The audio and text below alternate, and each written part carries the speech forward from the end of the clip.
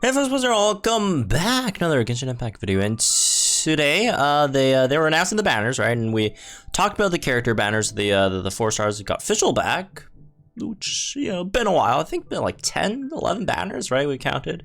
Been a while since the official banner. So over here we have the weapon one, obviously with Kagura Verity, which, by the way, they also officially announced that these stacks are now 16 seconds, right? So again, you know, all the stuff that you see beforehand, rumors, whatever floating around, none of those are official until they officially announce it, right? And even then, they could still like change it before they, you know, goes live in the game, although rarely ever happens, but you know, that aside. So yeah, it makes it that like Kagura's Verity, you could actually use it with C2 Ningguang now, right? Because Ningguang's E's cooldown is 12 seconds, right? So what you could do is, with C2 Ningguang, if the Jade screen shatters, you immediately get one back. So you could shatter one, shatter the second one, or use it, I guess. You don't have to shatter the second one. You could press E once, right? You could shatter it, whether it, you know, just throwing it onto some big guy that you're fighting, or just, you know, alt after, so like EQE, and then you got a Jade screen back, and then you know, before the 16-second ends, you get your E off cooldown again, so you get all 3 stacks, and then Ningguang gets like the full passive for Kagura's Verity, right?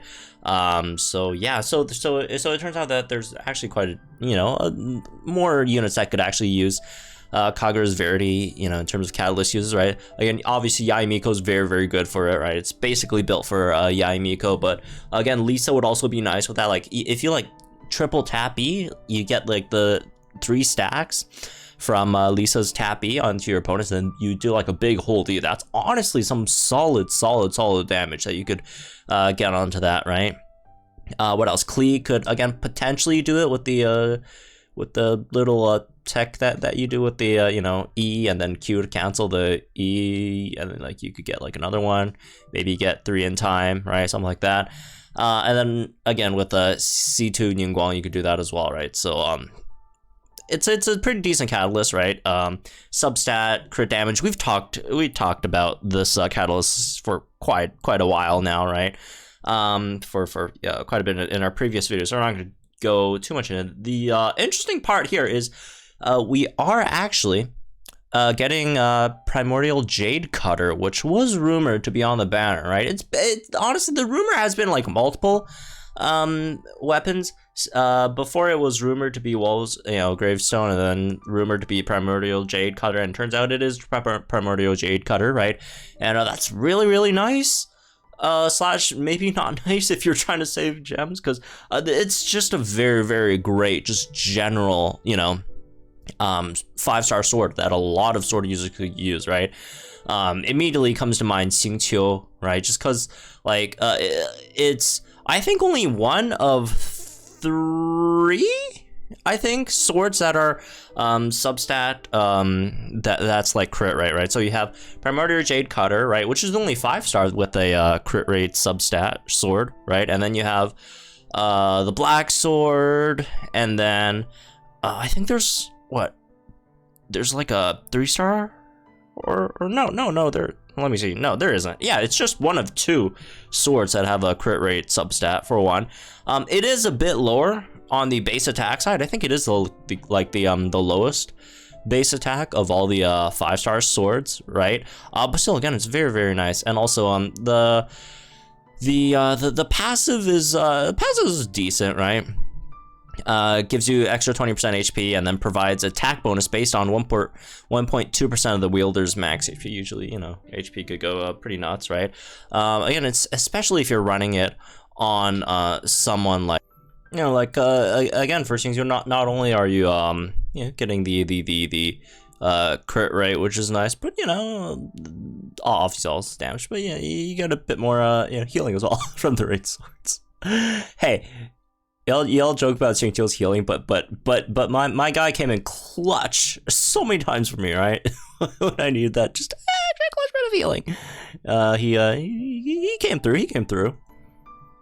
like it's just a sword that's like always in a character's like, in most, I wouldn't, not all, but you know, in most characters like top 3, you know, best in slot weapons, right? Oh, that doesn't make the top multiple best slots, but you know, top weapon choices, right? I mean, like for example, the Traveler, right? Both Anemo and Geo Traveler could definitely use it. Although there's also, I think, better choices for both, right? Like Mist Splitter for like Geo Traveler, but like still, Primordial Jade card is still really great for them. Like it's really hard to find a damage dealing like sword user that really doesn't want Primordial Jade Cutter. Like what probably best in slot for Xingqiu, maybe Jean as well, right? On top of, again, it's like you got like 2 5-star swords, because like swords honestly overall kind of down bad, but like again you have Primordial Jade Cutter, which is really nice, and then you have for crit rate, and then you have Mist Splitter for like crit damage, right? It's just those 2 weapons, just, you know, whichever one. I'd say overall you just pick on whichever one that you have like down bad artifacts on the other side for. Like, you know, if you have a better crit damage circlet, then maybe Jade Cutter. If you have a better crit rate circlet, then Mist Splitter, right? Something like that generally. Although one unit I'd say I'd use with a bit caution would be like something like Ayaka, because like the thing with Ayaka is, right, I guess it depends what kind of Ayaka you're running. I think like you're running like something like you know, Blizzard Strayer like Ayaka, you might like over crit, so like maybe outside of like Ayaka, so that might be like the one that you might, you know, not want to throw in there, right? But yeah, it's not like even something like Kaya,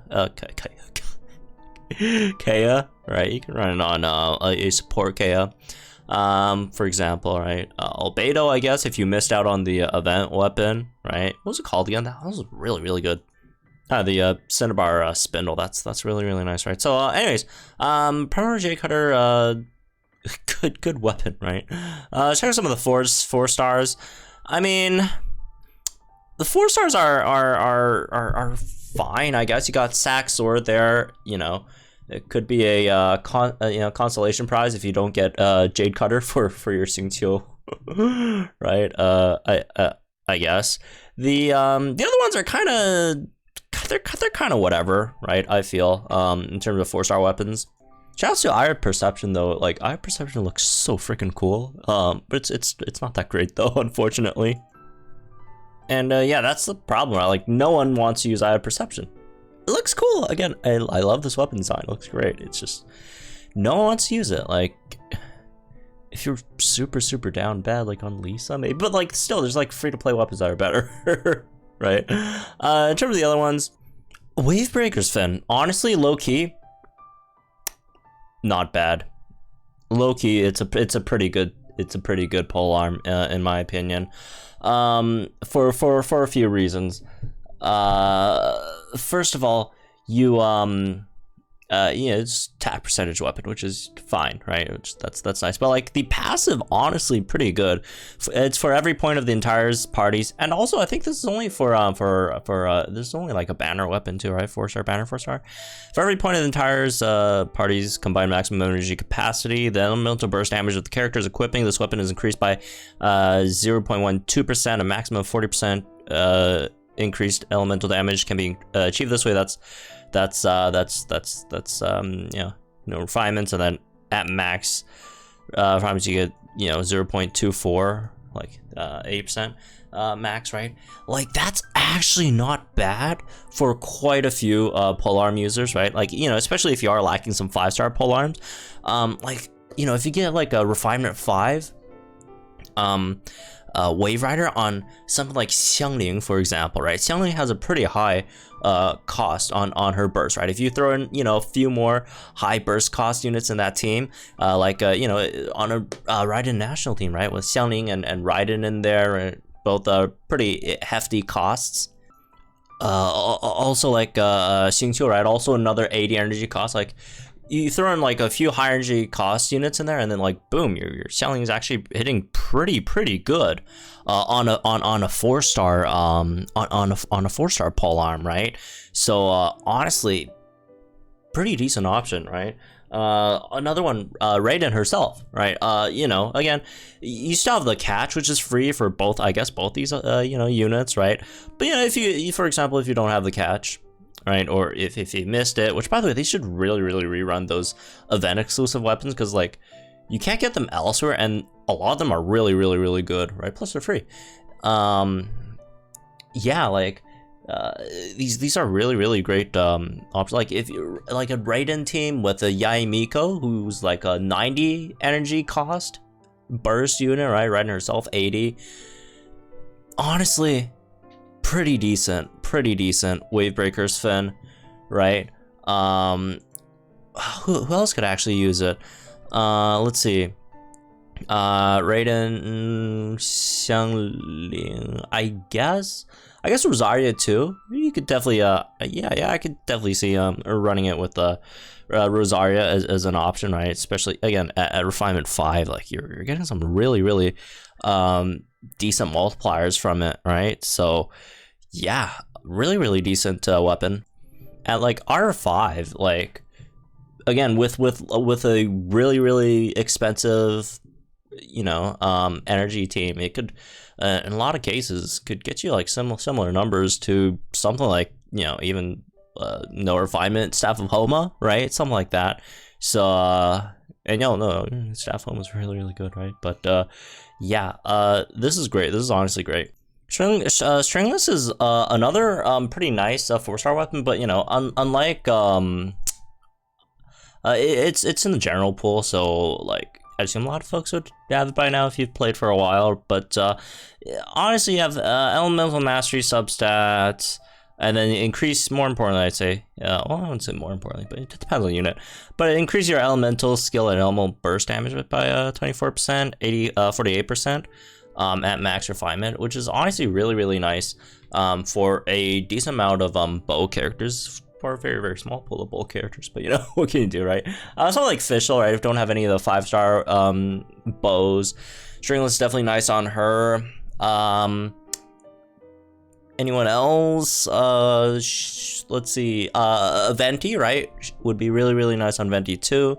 So it's solid. It's just, again, you know, it's on the standard banner. You should generally be getting these here and there. Rain Slasher looks so cool, right? Rain Slasher, I love how cool it looks. But again, just like the Eye of Perception, another really cool looking weapon that, like, honestly, like all like the good looking weapons, 4-star weapons suck, and all the bland looking 4-star weapons are actually pretty decent. It's like Rain Slasher, it looks so cool, but like this thing is like absolute like dog water, right? Like elemental mastery substat, first of all, and then increases damage against opponents affected by Hydro and Electro by 20%. First of all right, let's list all the Hydro Claymore characters in the game. Thank you for listening to the list. There's none, 0 Hydro Claymore characters, right? Obviously you can maybe run it with something else and then have like Xingqiu in there to apply the Hydro, then you get, which, you know, I guess you can do it, but like in many cases, honestly, not really even that worth it, right? Overall. And what's the other type? Electro, like honestly, do you even want to like use this on either of like Beidou or Razor, right? Honestly not, right? Honestly not. There's probably just better option for both of them regardless.